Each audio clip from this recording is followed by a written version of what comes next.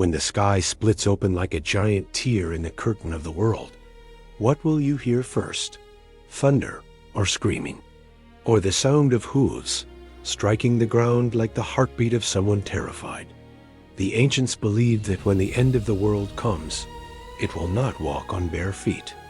It will ride in, wearing the shape of 4 horsemen. 4 figures, 4 colors, 4 roads leading humanity to the edge. But the scariest question is not whether they exist or not. The scariest question is this: have we been calling them for a very long time already, with our own choices?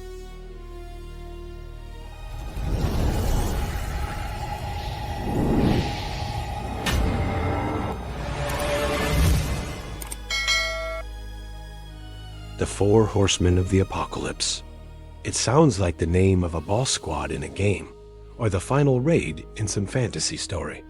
But for Europe, for the Western world, this is one of the most haunting end-time symbols that exists. They are not just 4 riders mentioned in a few old lines of a holy book. They are 4 great fears that a civilization gathered together, framed, and raised up into shapes so they could look at them clearly and shiver properly. The fear of being conquered, the fear of war, the fear of hunger and lack, and the fear of death. We are going to step into the land of revelation, into a place of bloody red dreams and ash-white skies. But instead of retelling a religious story from long ago, let us treat it as a kind of psychological map. The 4 riders do not only live in sacred texts.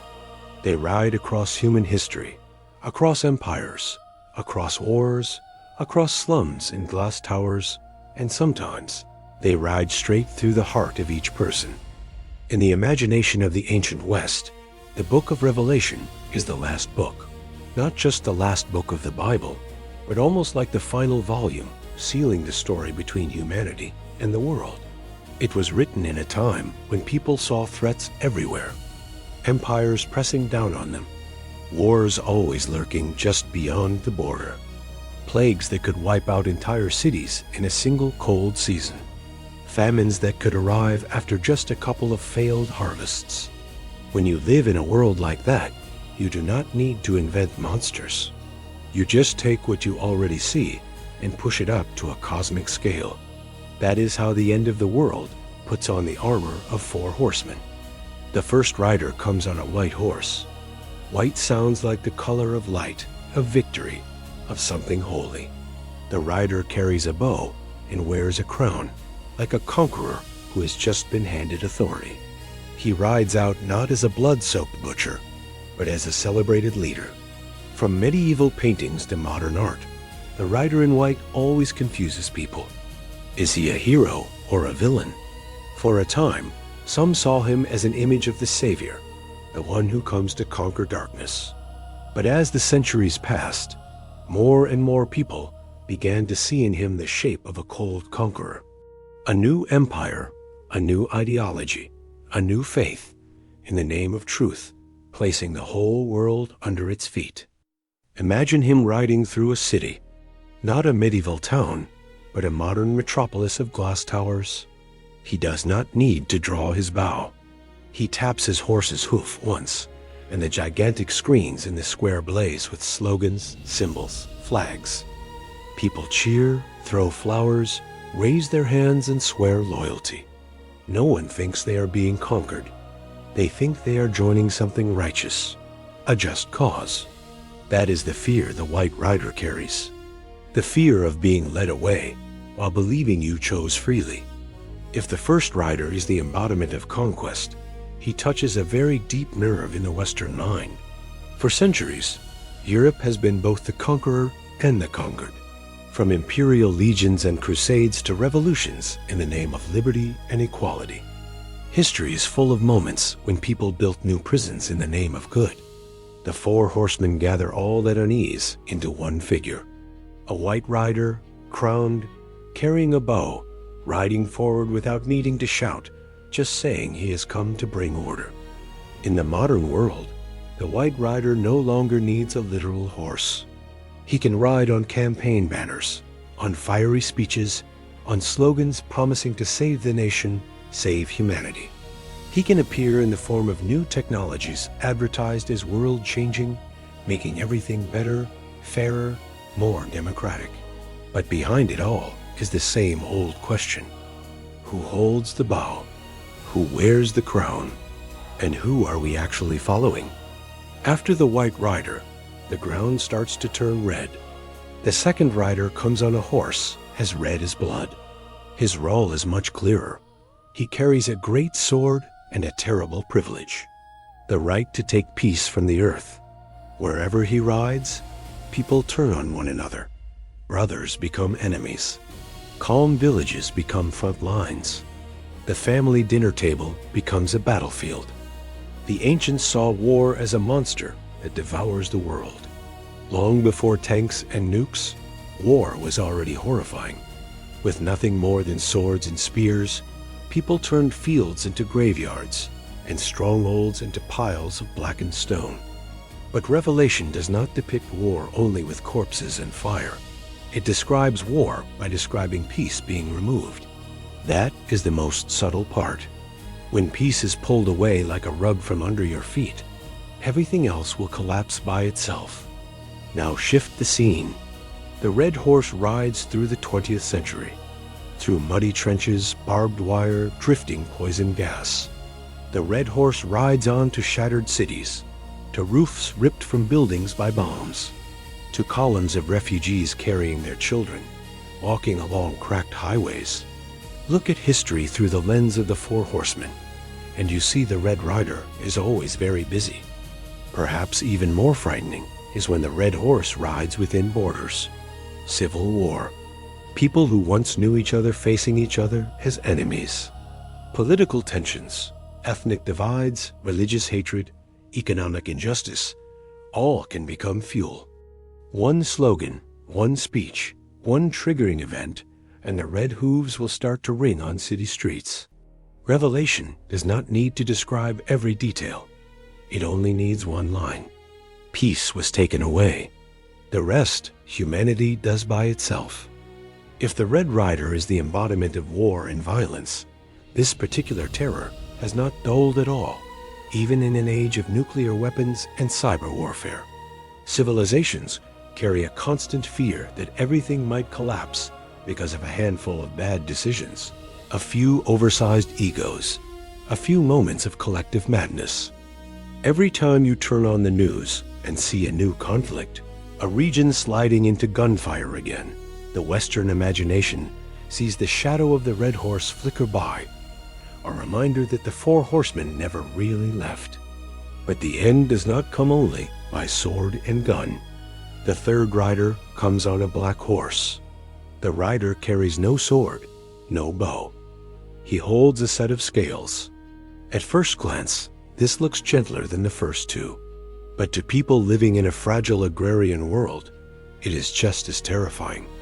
Because scales are a symbol of measuring, of calculating, of pricing. And the black rider rings a cold announcement. A measure of wheat for a day's wages. Oil and wine will be spared. Imagine a marketplace after the black rider passes through. Stalls are almost empty, only a few sacks of grain left. People queue in a line that bends around the square, clutching their few coins. The vendor reads out the price in an even voice. A man hands over everything he has for enough food to feed one mouth for one day. Behind him are his wife, his children, his parents. Far away, the storerooms of the wealthy remain shut. Oil and wine, luxuries, are still plentiful. Hunger is not just an empty stomach. For a civilization, hunger is the feeling of being betrayed by the very world it lives in. The rain still falls, the fields are still green, the warehouses are still full. But with a single number on a price board, with a decision made by people who have never worried about a meal, an entire class is pushed to the edge. The black rider does not always need to destroy the crops. He only needs to twist the scales. In the modern world, the black horse's image becomes even more bitter. The 20th century saw famines so terrible, they did not happen because the earth could not grow food, but because of war, catastrophic policy, or deliberate use of food as a weapon. In a world where half of us waste food by the ton, while the other half still has people choosing between eating and schooling, the Black Rider is still walking through supermarkets and shantytowns at the same time. And then comes the fourth rider. His horse is a strange color. Depending on the translation, it can be gray, pale green, or a sickly, deathly hue. The rider's name is brutally simple: Death. But Death in Revelation does not ride alone. Behind him comes a whole entourage: plague, war, wild beasts, and the gaping mouth of the grave, always open. When the fourth rider appears, the other three step back, and all four fears converge on one point. The image of Death on horseback with a scythe in hand has become almost too familiar in Western art. You see it in paintings, films, games, as a figure both frightening and strangely intimate. Because unlike the others, Death does not need permission, does not need to persuade anyone. He is the only certainty we receive when we are born. But in Revelation, Death is not just the end of an individual life. He is the end of an entire order of the world. When he rides by, what we thought was permanent and untouchable turns out to be nothing more than sand in the desert. If we see the four horsemen as four layers of fear, we notice they often ride together like a chain reaction. The hunger for conquest and power opens the way for war. War brings economic collapse, broken production and trade, leading to famine. Famine, mixed with disease and violence, becomes a great harvest for death. Revelation uses the image of four riders following one another not just to scare humans with the idea that the end will come, but to draw a pattern, a game that humanity has replayed over and over. It is interesting that the West is not the only culture with stories of the end. The Norse have Ragnarok, when even the gods die. Indian tradition has the idea of a dark age when morality decays. But the Four Horsemen have a particular flavor. They do not speak much of monsters with many heads or magic that burns the sky. They speak of things that are very human, very earthly: power, violence, hunger, and death. The end of the world in this story is not a lightning bolt from outer space. It is four storms that grow from inside society itself. Because of that, over many centuries, the Four Horsemen have walked out of the page and into art and pop culture. You can find them on album covers and comic pages, on the screens of role-playing or strategy games. Western artists love to play with this symbol because it is both classic and flexible. The White Rider can be painted as a modern dictator, the Red Rider as a wall of fire around a city, the Black Rider as a financial overlord, and Death as a shadow in a business suit, stepping out of a stock exchange. Each era gives them a new costume, but the four fears remain unchanged. If we drag the Four Horsemen into the 21st century, they do not look out of place at all. The White Rider can ride on extremist ideologies, on movements that claim an absolute truth and refuse all difference. The Red Rider rides on proxy wars, on riots, on terror campaigns, and the responses to them. The Black Rider rides on economic crises, on food prices spiraling out of reach, on cities where luxury restaurants stand next to people sleeping on cardboard. And Death, the last rider, gave the whole world a chilling reminder when a pandemic quietly forced the most crowded cities to go silent for weeks. But the Four Horsemen are not just metaphors for huge collapses. On a smaller scale, there is another reason this image clings so hard to the mind. It feels like a mirror that magnifies the inside of each of us. The White Rider is not only the empires and leaders outside. He is the part of us that wants to control, to impose, to reshape other people into our idea of what is right. The Red Rider is our anger, our need to win every argument, even if it burns everything around us. The Black Rider is our greed, our anxiety about scarcity that pushes us to step on others. And Death is that quiet dread that everything we build will one day disappear, making us either cling desperately or give up. Seen this way, the Four Horsemen stop being a distant spectacle somewhere in a vague future. They become four hard questions in human form. How do you handle whatever power or influence you have, no matter how small? How do you face conflict? Do you resolve it or pour fuel on it? How do you relate to wealth and lack? Do you hoard or share? And how do you live knowing that everything ends? What makes Revelation both terrifying and strangely compelling is that it always stands between two poles. It is a threat and also a warning. It says everything can fall apart, and at the same time whispers that every choice is a brick placed on or taken away from the road toward that collapse. For the West, the Four Horsemen have become a kind of shared language. When they talk about a massive crisis, a war that might spread, a chain of events shaking society, the image of the Four Horsemen is an easy way to compress a whole storm of feelings into a few words. Maybe you do not believe in the end of the world in a spiritual sense. Maybe you see Revelation only as religious literature. Even so, the Four Horsemen are still worth thinking about, because many times in history, humanity has created its own small apocalypses. A city erased from the map, an economy crushed, a civilization disappearing, leaving only ruins. Each time, if you look closely, somewhere in the smoke, you will see a hint of four riders. The big question the Four Horsemen pose is not, when will the end come, but what will it be wearing when it comes? Will it appear clearly and loudly with thunder and blood rain? Or will it arrive through small decisions, layers of indifference, countless shrugs at injustice? If it is the second way, then the Four Horsemen may have ridden through our lives many times already, while we were too busy staring at screens to look up. And like every other end-time story, behind the darkness and the fire, there is another layer of meaning. The end of the world, in many traditions, is not just a finish line. It is a test of what remains when all the decorations are stripped away. A test of what is truly real among all the things we said were important. Under that light, the Four Horsemen are not only destroyers. They are four questions on horseback. They ask a civilization, what do you really fear? What are you truly willing to trade away? And what have you actually become? When the sound of hooves finally fades in your imagination, our sky is still unbroken. Light still pours through windows.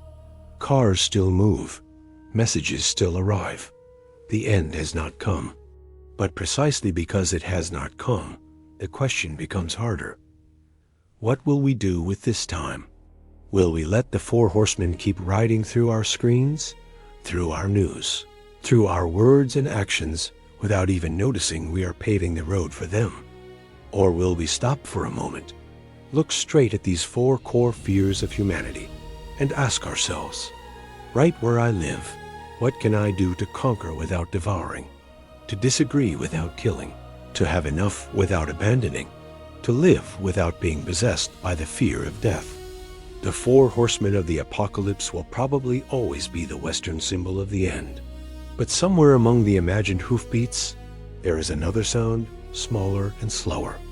The footsteps of ordinary people choosing to walk a little differently, choosing to hold on to one another instead of drawing swords. If there is any reason the end of the world is still only a story and not yet a reality, it might be those tiny, stubborn footsteps. And that is also why we are still here, telling the story of the Four Horsemen, not to surrender to them, but to remember that they only win when we forget we can still decide how to answer them.